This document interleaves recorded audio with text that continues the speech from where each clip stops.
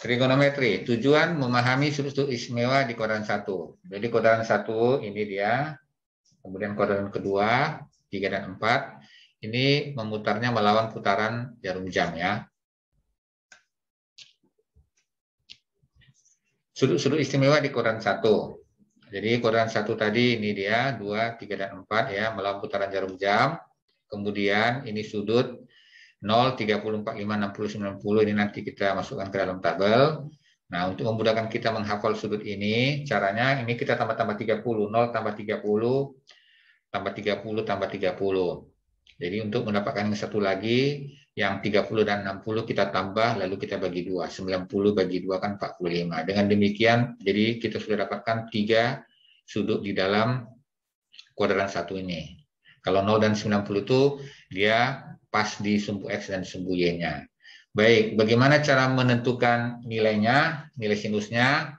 Sinus 0 itu setengah akar 0. Sin 30 setengah akar 1, setengah akar 2. Jadi dia bilangan caca ya. Jadi mulai dari 0, 1, 2, 3, dan seterusnya. Begitulah cara menghafalkan nilai sinus untuk sudut 0, 30, 45, 60, dan 90. Baik, kita coba hitung. Akar 0 itu adalah 0. 0 kali setengah, 0. Inilah dia jadi 0. Akar 1, 1 kali setengah, setengah ya. Ini dia. Ini tidak bisa, tetap saja. Ini juga tidak bisa, tetap saja. Tetapi akar 4 bisa, jadi 2, 2 kali setengah, dia hasil 1. Oke, sedangkan untuk cos, ini ada cara menghafalkannya. Jadi, kalau kita mau tahu berapa kosinus 0, kita harus ubah dia dulu ke sin. Kan ini semua sin. Jadi, untuk ditanya apa kosinus 0, nah dia harus mengambil sin. Sin berapa? Supaya jumlahnya 90, jadi dia harus 90. Itu juga kalau kosinus 30, sin berapa supaya 90? Supaya, jadi kita pakai sin 60. Jadi ini harus nyambung ya, 30 tambah 60, 0 tambah 90, 45 tambah 45, 60 tambah 30, 90 tambah 0. Supaya semuanya 90. Jadi kalau tanya kosinus 0, sin 90. Kosinus 30, sin 60. Kosinus 45, sin 45. Kosinus 60, sin 30. Kosinus 90, sin 0. Nah, ini sin 0, 30, 45, 60, 90 ini sudah ada di atas. Jadi kita tidak usah lagi menghafal, tinggal lihat di atas. Oke, 1, setengah akar 3, setengah akar 2, setengah. Nah, ini kita harus membiasakan mulai dari sekarang untuk menghafal ini ya. Jadi kita jangan selalu mengandalkan tabel ini. Kita harus belajar menghafalkannya. Baik, untuk tangan. Ya, ini kita bagi saja sin bagi cos ya. Ingat aja, apa itu tangan? Sin bagi cos. Jadi 0 bagi 1. 0. Setengah dibagi setengah akar 3 kan coret. Berarti tinggal 1 per akar 3 lah dia. Kan gitu. Sedangkan ini sama berarti 1. Ini coret-coret berarti akar 3. Ini 1 bagi 0 error alias tidak terdefinisi. Nah, untuk tangan ini tidak usah dihafal susah-susah, kita hanya perlu yang 60 dan 30 saja. Jadi ingat ya, di dalam tangan semakin besar sudutnya, semakin besar nilai tangannya. Jadi kita ingat 0, ini kan 0, ini 1, ini pasti 1, ini kan gitu. Jadi membesar sudutnya, membesar nilainya. Juga sinus, membesar sudutnya, membesar juga nilainya. Tapi untuk kosinus, membesar sudutnya malah mengecil nilai kosinusnya ya. Ini kan dari 1 jadi 0, 0 kan gitu. Nah, untuk 30 dan 60 besar mana? Besar 60, berarti akar 3. Berarti yang 30-nya 1 per akar 3. Jadi agak mirip 30 dan 60 ini, hanya masalah pada satu pernya saja. Oke, berikut soal. Tentukan nilai X dari gambar. Ya, ini ingat, ini sudut, berarti di depannya D. Yang ditanya sa, jadi desa. Jadi tan desa lah yang kita gunakan. Jadi X-nya kita taruh ke kiri, tan-nya ke kanan, jadi 6 per tan 60. Tan 60 tadi adalah akar 3 ya. 6 per akar 3 adalah 2 akar 3. Boleh kita rasionalkan, kali akar 3 per akar 3. Jadi 6 akar 3 per akar 3 kali akar 3 itu adalah 3. Jadi 6 bagi 3 jadi 2. 2 akar 3. Oke, berikut. Ada 2 segitiga siku-siku. Pertama yang hijau kecil ini, baru yang kemudian yang gabungan antara yang hijau dengan yang biru ya. Sedangkan yang ini bukan segitiga siku-siku, ya memang dia segitiga. Nah, kemudian dia ditanya berapakah nilai X. Kita gunakan dulu yang 60. Ya, tan desa. Jadi D 6 sanya adalah Y, jadi 6 per Y. Ini sudah ada di contoh 1 tadi. Kemudian 6 per, kita pindah, jadi 6 per tan 60, 6 per akar 3, dapat 2 akar 3 ya. Itu sudah hasil ya pada soal sebelumnya. Kemudian untuk 30, tan 30 kita gunakan segitiga yang besar ini, jadi depannya adalah 6, tetapi untuk sanya menjadi Y tambah X, kan panjang dia kan, Y tambah X lah dia nih. Lalu kita pindah Y tambah X, tan 30-nya. Pindah ke kanan, jadi 6 per. Tan 30 sudah hafal kita, 1 per akar 3 tadi. Ini 1 per, berarti dibalik, jadi ke atas, 6 akar 3.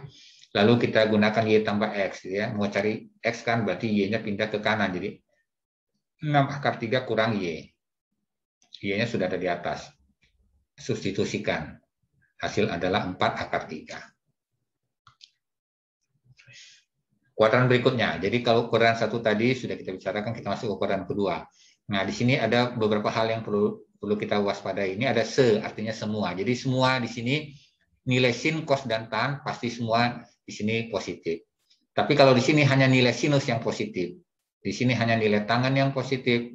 Di sini hanya nilai cos yang positif. Jadi kalau ada nanti cos di sini sudah pasti negatif. Tan sudah pasti negatif. Karena C sin tan cos. Jadi hanya sinus yang positif. Ini juga untuk tan, kalau ada nanti sin dan cos, dia negatif. Ini juga kalau ada sin dan tan di sini negatif.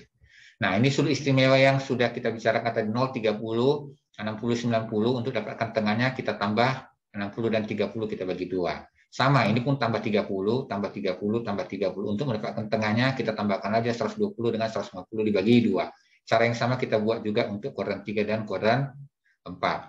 Kemudian rumusnya, untuk kuadran kedua, ini yang warna hijau adalah 180 dikurang sudut. Nah, kita lihat 180 kurang 120.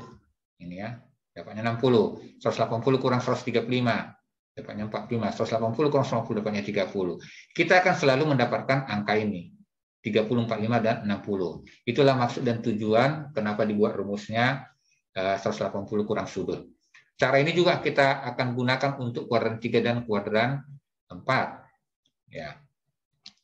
Ini kuadran ketiga ya. Sudut dikurangi 180. Kita coba 210 kurang 180, 30. 225 kurang 180, 45. 240 kurang 180, 60. Kita akan kembali mendapatkan angka 30, 45, dan 60 seperti yang pada kuadran kedua tadi. Begitu juga pada kuadran yang keempat, 360 kurang sudut. Ya, 360 kurang 300, 60, kurang 315, kurang 330. Kita akan temukan kembali 30, 45, dan 60. Jadi itulah maksud daripada rumus yang berwarna hijau ini tadi. Untuk membuat sudut-sudut di kuadran 2, 3, dan 4 menjadi kuadran pertama. Tapi harus mempertimbangkan ini ya, C sin tan cos. Oke, kita lihat soal. Nah, di sini berapakah nilai sin 120, cos 135, dan tan 150? Ini dibuat berkedip untuk mengingatkan kita kata-kata C sin tan cos tadi. Jadi hanya sinus yang positif. Jadi sini pasti positif nanti nilainya. Ini pasti negatif, ini pasti negatif. Karena 120 dan 135 dan 150 itu sudah jelas di kuadran kedua. Ini kuadran kedua kan di antara 90 dan 180. Ini kan kuadran kedua itu kan 90-nya di sini, 180-nya kan di sini. Berarti kalau di antara ini berarti dia kuadran kedua. Inilah dia kan cocok 120, 135, dan 150. Oke. Kemudian kita coba rumus yang ini, 180 kurang sudut. Berarti 180 kurang 120 kita dapat 60. Ini pakai positif. Ya. 60 kita sudah hafal setengah akar 3. Nah, untuk yang 135 ini 180 kurang 135 dapatnya 45. Kenapa muncul min? Karena di sini hanya sinus yang positif. Jadi kita munculkan min di sini. Ya. Itu juga untuk tangan kita munculkan min karena hanya sinus yang positif. Oke, dapat tan 30 min 1 per akar 3. Oke, berikutnya 225, 240, dan 210. Itu semuanya berada di kuadran ketiga ya, 180 dan 270 kan berada pas di antara itu dia nih. Oke, sekarang kita kenapa ini negatif? Karena di sini hanya tan yang positif. Pastilah ini juga negatif. Yang ini sendiri adalah positif. Nah, rumusnya adalah sudut kurang 180, maka 225 kurang 180. Ini juga kurang 180. Oke, demikian perhitungannya.